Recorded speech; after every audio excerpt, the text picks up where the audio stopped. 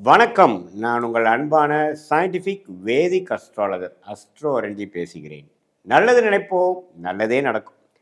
இந்த வீடியோவில் நம்ம என்ன பார்க்க போறோம்னா, ரிஷபராசிக்காரர்களுக்கு ஆகஸ்ட் 2026 எத்தகைய ஒரு மாதமாக பலாபலன்கள் நிறைந்த ஒரு மாதமாக இருக்க போகுதுங்கிறத சயின்டிஃபிக் வேதிக் அஸ்ட்ராலஜி முறையில் எதையும் மிகைப்படுத்தாமல் உள்ளது உள்ளவாறு பரிகாரங்கள் அருள்வாக்கு சொல்கிற மாதிரிலாம் போகாமல் ஒரு கிரகமும் ராசிக்கு இது மாதிரி இடத்துல சஞ்சரிக்கும் பொழுது, இந்தந்த டிகிரியில் சஞ்சரிக்கும் பொழுது, இந்திய வேத ஜோதிட அடிப்படையிலான அறிவியல் சார்ந்த சாஸ்திரமாகிய நம்மளுடைய சாஸ்திரத்தில் சயின்டிஃபிக்காக பார்க்கும் பொழுது, சயின்டிஃபிக் வேதிக் அஸ்ட்ராலஜி முறையில் எப்படி பலன்கள் நமக்கு வரப்போகுது, ஷார்ட் டேர்ம் எப்படி இருக்க போகுது, லாங் டேர்ம் எப்படி இருக்க போகுது, இந்த ஆகஸ்ட் மாதம் எது மாதிரி விஷயமாக நாம் எதிர்பார்க்கலாம் அப்படிங்கிறத துல்லியமாக பார்க்க போகிறோம்.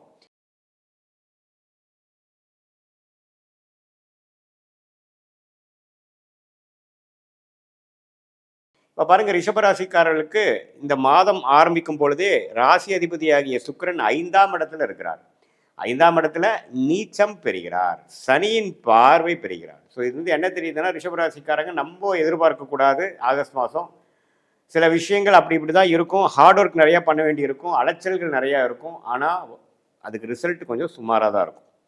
ஏன்னா ராசி அதிபதி சனியின் பார்வை பெற்று நீச்சமாக இருக்கும் பொழுது நம்ம எதிர்பார்ப்புகளை வளர்த்து கொள்ளாதீர்கள். ஆகஸ்ட் மாதம் அடுத்து வரக்கூடிய மாதத்தில் சிலது நடக்கலாம். ஆகஸ்ட் மாதம் கொஞ்சம் மெயின்டெனன்ஸ் மோடில் இருக்கக்கூடிய ஒரு மாதமாக இருக்குங்கிறத தெரிஞ்சுக்கணும்.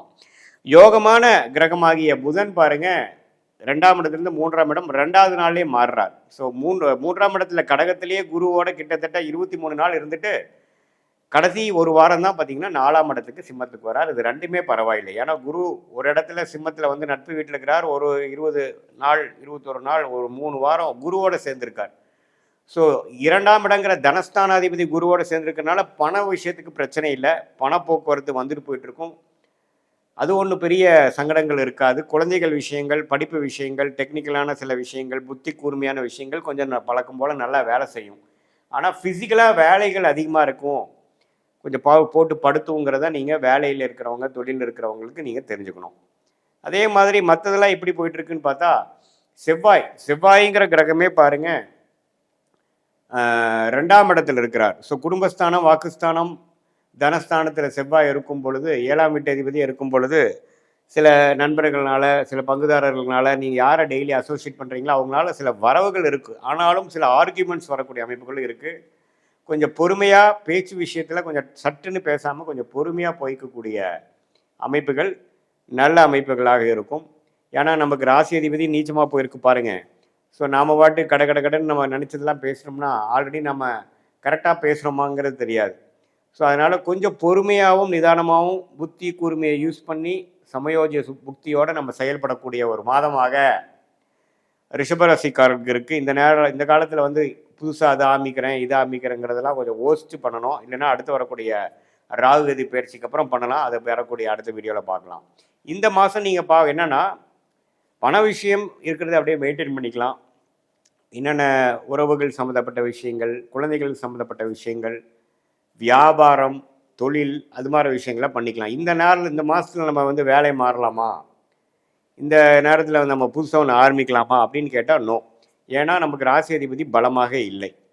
ஸோ அதனால் இப்போ நம்ம எடுக்கக்கூடிய முடிவுகள் கொஞ்சம் பின்வளைவுகளை கொடுக்கக்கூடிய அமைப்புகள் இருக்கக்கூடிய அமைப்பு இருக்கிறதுனால கொஞ்சம் பொறுமையாக விவேகமாக, வேகத்தை காட்டிலும் விவேகமாக செயல்பட வேண்டும் என்பதை நாம் தெரிந்து கொள்ள வேண்டும்.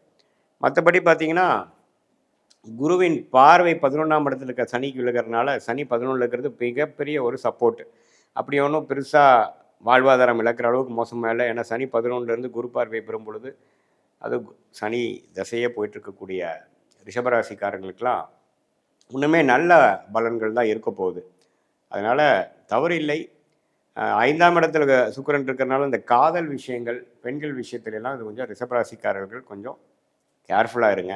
ஏன்னா சுக்கிரன் வந்து 5ஆம் இடத்துல வரார், நீச்சப்பட்டிருக்கிறார், சனியின் பார்வை பெறுகிறார். ஸோ அப்படிங்கிறப்போ கொஞ்சம் நமக்கு எல்லை மீறிய உறவு, ஒரு லீகலான ஒரு விஷயத்தில் இல்லாமல் கொஞ்சம் முறையற்ற சில விஷயங்கள், கள்ளக்காதல், அது மாதிரி விஷயங்கள் எல்லாம் கொஞ்சம் நடக்கக்கூடிய அமைப்புகள் அந்த மாதிரி இருக்கிறவங்களுக்கு வர வாய்ப்பு இருக்குது.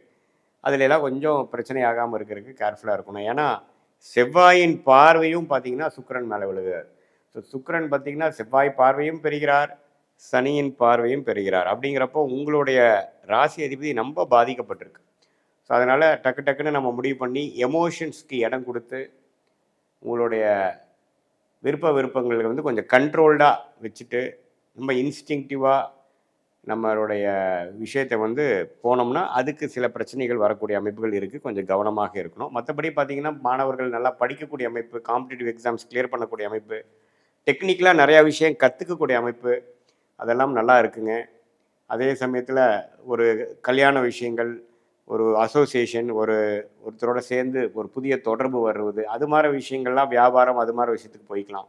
இந்த பெண்கள் விஷயங்கள், இந்த காதல் விஷயங்கள் மட்டும்தான் கேர்ஃபுல்லாக இருக்கணுமோ ஒழிய வியாபார விஷயங்கள்லாம் கொஞ்சம் நீங்கள் குருவின் பார்வை வந்து நல்லா இருக்கிறனால கண்டிப்பாக வந்து நீங்கள் ஒரு புதிய கான்டாக்ட் மூலமாக ஒரு ஆர்டர் எடுக்கிறது, ஒரு புதிய கான்டாக்ட் மூலமாக ஒரு ஜாப் ஆஃபர் நமக்கு கிடைக்கிற மாதிரி ஒரு இன்டர்வியூ அரேஞ்ச் பண்ணுறது, அது மாதிரி விஷயங்கள்லாம் குருவின் பார்வை 7ஆம் இடம், 9ஆம் இடம், 11ஆம் இடத்துல இருக்கிறதுனால கண்டிப்பாக சில லாபங்கள், சில நல்ல தொடர்புகளும் நமக்கு கிடைக்கும்.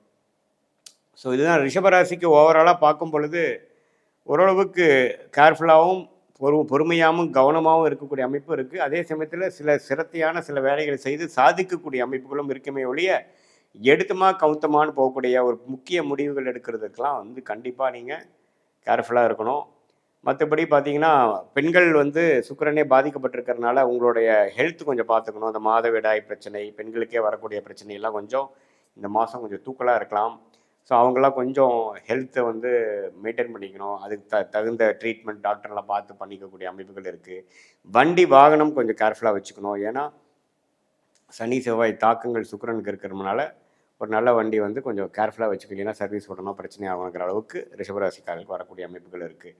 இது வந்து ஒரு பொதுவான பலனை தவிர உங்களுடைய பிறந்த தேதி, பிறந்த நேரம், பிறந்த உரை வைத்து வரக்கூடிய ஜென்ம ஜாதகத்தில் எப்படி உங்களை எந்த லக்னத்தில் பிறந்தீங்க, அந்த லக்னாதிபதி எப்படி இருக்குது, இப்போ என்ன தசைகள் போயிட்டுருக்கிறத வைத்து தான் துல்லியமான பலன்கள் வந்து இப்போ நம்ம பேசின பொது பலனோட சேர்த்து வச்சு பார்க்கும் பொழுது துல்லியமான பலன்கள் நமக்கு வரும்.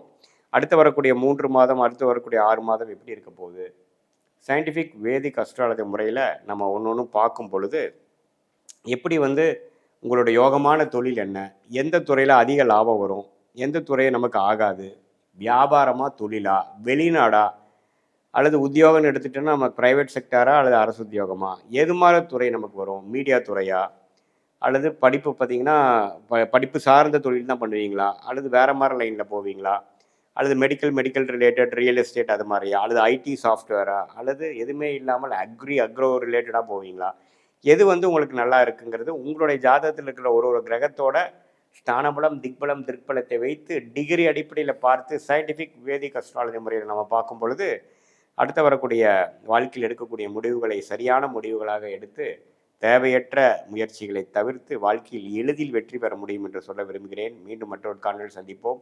நன்றி, வணக்கம்.